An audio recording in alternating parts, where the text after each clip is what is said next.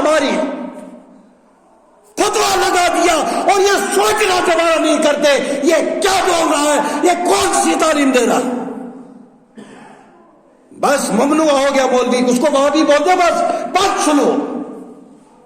ارے بھائی سنو، ہر ایک کا سنو، پھر حق کو پہچانو.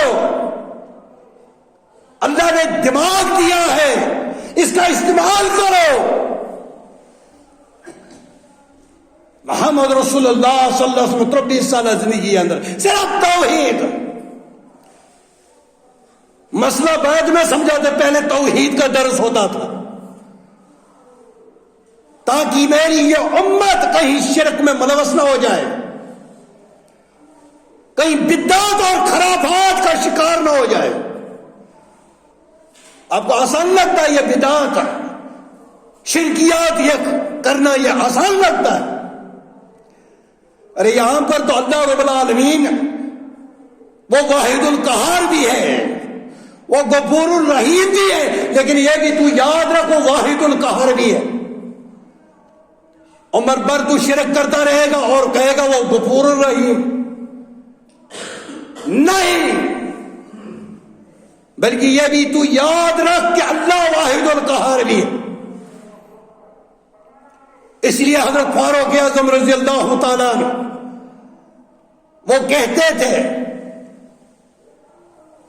کہ اگر اعلان ہو جائے سب کو بخش دیا گیا، ایک آدمی ہے جس کو نہیں، جس کو سزا لگی، میں سمجھتا ہوں وہ میں ہوں.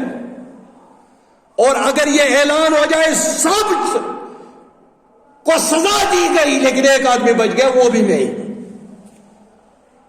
اللہ کی رحمت پر بھروسہ کرو، نا امید مت ہو جاؤ، لیکن شرکیات اور بدعات سے طائب ہو جاؤ، توبہ کرو. یا ایھا الذین آمنوا اطیعوا اللہ، اے ایمان والو اللہ کی اطاعت کرو. وَآتِیَ رسول، اور رسول صلی اللہ علیہ وسلم کی اطاعت کرو. وَأُولِي الْأَمْرِ مِنْکُمْ، اور اپنے علماء کی بھی اطاعت کرو. اللہ چاہتا یہاں پہ ہی بس کر دیتا، لیکن ساتھ میں اور دوسرا حکم نازل کیا، فَإِن تَنَازَعْتُمْ فِي شَيْءٍ فَرُدُّوهُ إِلَى اللَّهِ وَالرَّسُولِ. اگر آپس میں کوئی اختلاف ہو جائے، ہو جائے گا، اللہ جانتا ہے، انسان ہے، اس سے ہو سکتا ہے، اختلاف ہو سکتا ہے. ایک گھر کے اندر 4 آدمی ہیں، ایک جیسا مزاج نہیں، اختلاف ہو جاتا ہے، لیکن اللہ رب العالمین نے فرمایا اس کا حل میرے پاس موجود ہے، میں تمہیں اس کا حل بھی دے دوں گا. فَرَدُّوهُ إِلَى اللَّهِ، اللہ کی کتاب کی طرف موڑو. اختلاف ہو گیا، سنی وہابی کو اختلاف ہو گیا، فیصلہ کون کرے گا؟ مولوی کرے گا، قرآن کرے گا. فَرَدُّوهُ إِلَى اللَّهِ وَالرَّسُولِ، اور رسول کی طرف موڑ دو. نبی کریم صلی اللہ علیہ وسلم کی سنت میں دیکھو، اس میں حل موجود ہے.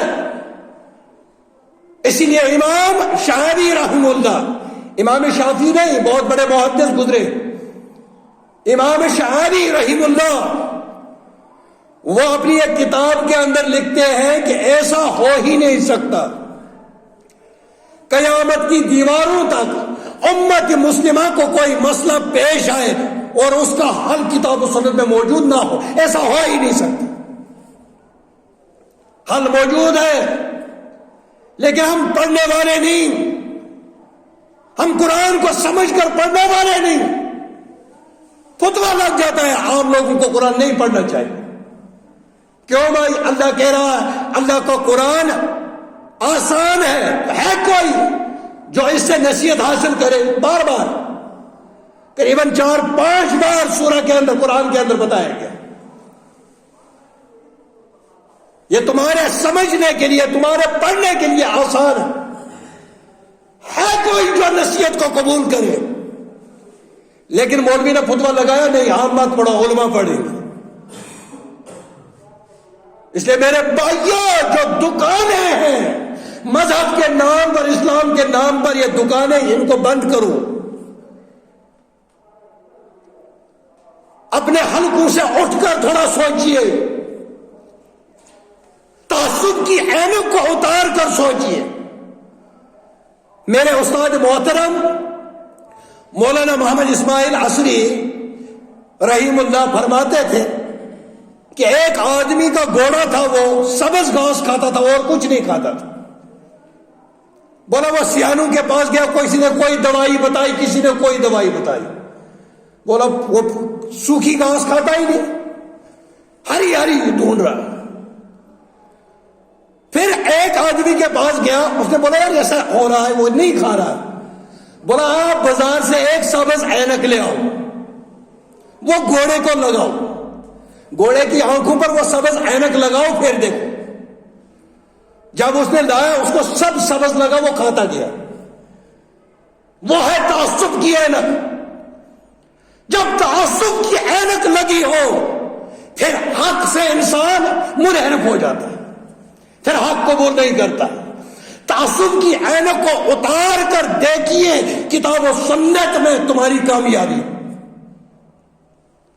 تمہاری دنیا کی کامیابی کتاب و سنت میں، اور آخرت بھی اسی کتاب و سنت میں. حل موجود ہے لیکن ہم ڈھونڈتے نہیں.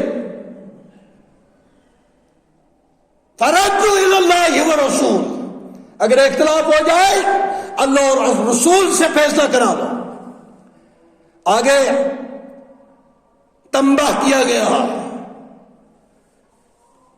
ان کنتم تؤمنون باللہ، تمہیں ایسا کرنا پڑے گا اگر تمہیں اللہ پر ایمان ہے، وَبِالْيَوْمِ الْآخِرِ، اگر آخرت پر ایمان ہے پھر تمہیں یہ چیزیں ماننی پڑیں گی، اللہ کی اطاعت کرنی پڑے گی، نبی صلی اللہ علیہ وسلم کی اطاعت کرنی پڑے گی. اور اختلاف ہو جائے کتاب و سنت سے فیصلہ کرا لو. اور اس کے بغیر اگر مولویوں پر بات رکھی تو پھر تمہارا فیصلہ نہیں ہو سکتا. پھر وہی حال ہوگا جو اس وقت امت مسلمہ کا. ہمارا شیرازہ بکھر چکا ہے، جہاں پر بھی جاؤ وہاں پر مسلمان پریشان ہے. کیوں؟ یہ کتاب و سنت سے دور ہو چکا ہے. جتنا امت کتاب و سنت سے دور ہو جائے گی اتنی پریشانیوں کا شکار ہو جائے گی. ارے بھائی ایک فتنہ جو آنے والا ہے قیامت کے قریب، ایک فتنہ، اس سے بچنے کے لیے اس کے لیے یہ نہیں تو چاہیے. دجال کا نبی کریم صلی اللہ علیہ وسلم نے فرمایا دجال آئے گا، وہ ہمارے ماں باپ کو جو 200 سال پہلے مر چکے ان کو زندہ کرے گا. کیا بولو گے؟ یہ ولی ہے، اولیاء ہے. کیسے بچو گے ایسے بڑے فتنے سے؟ معمولی کرتب کوئی دکھاتا بازار میں، کوئی جادوگر کھڑا ہو جاتا تو بولتے یار بہت پہنچی ہوئی سرکار ہے. پھر تو دجال جو ہے وہ تو سب سے پہنچی ہوئی سرکار ہے. وہ کدو بوئے گا، فصل بوئے گا، وہیں سے تیار ہوگی، وہیں پر وہ پھل دینا شروع کرے گی. کیسے بچو گے ان فتنوں سے؟ اللہ رب العالمین امت مسلمہ کو محفوظ رکھے.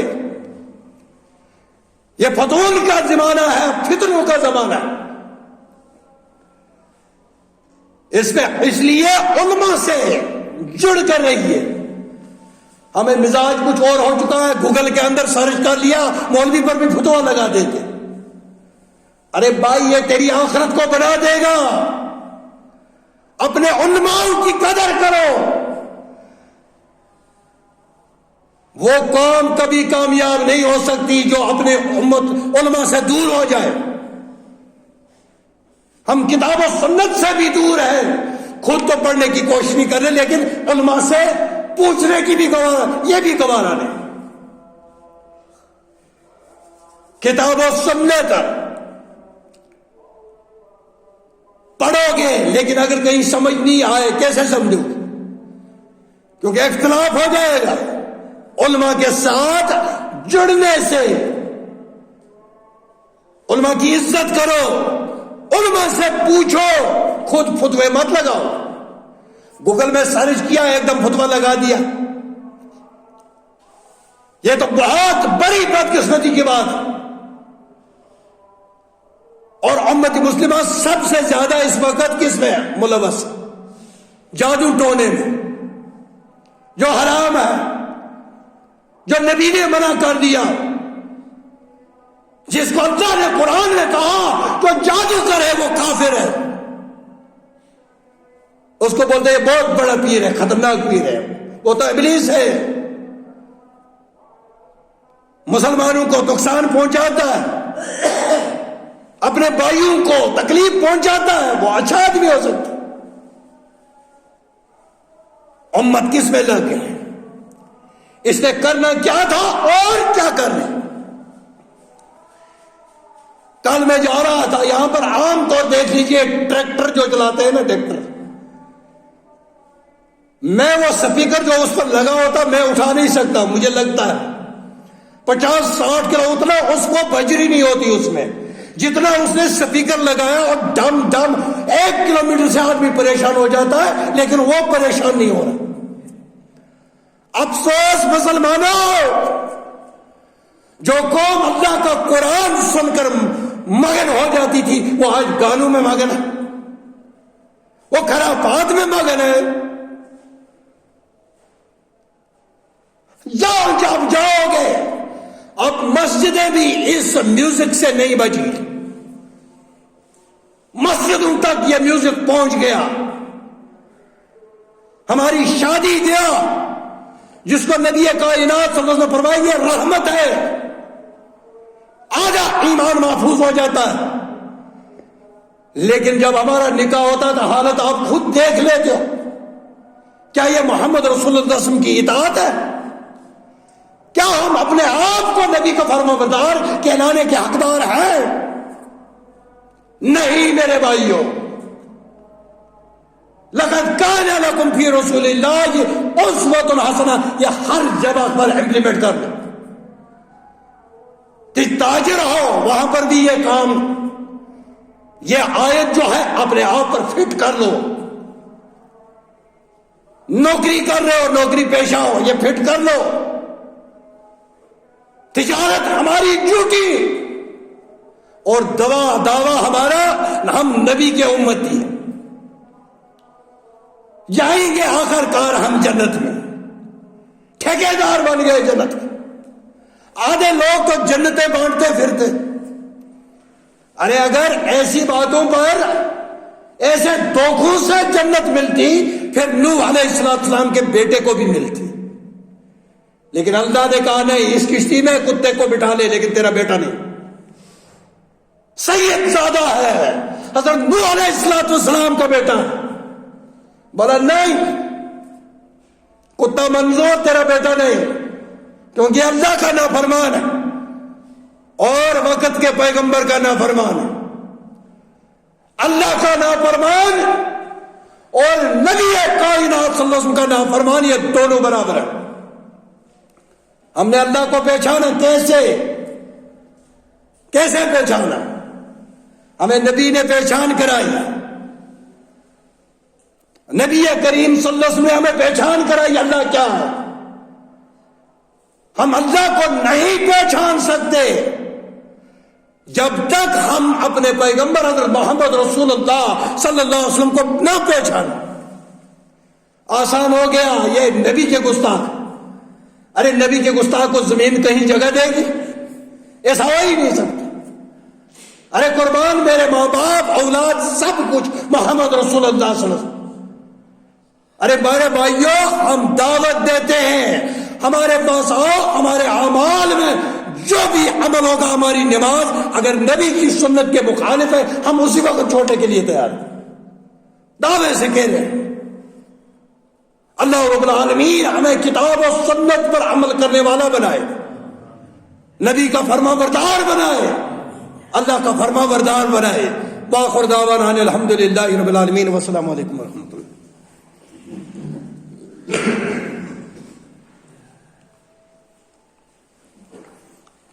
الحمدللہ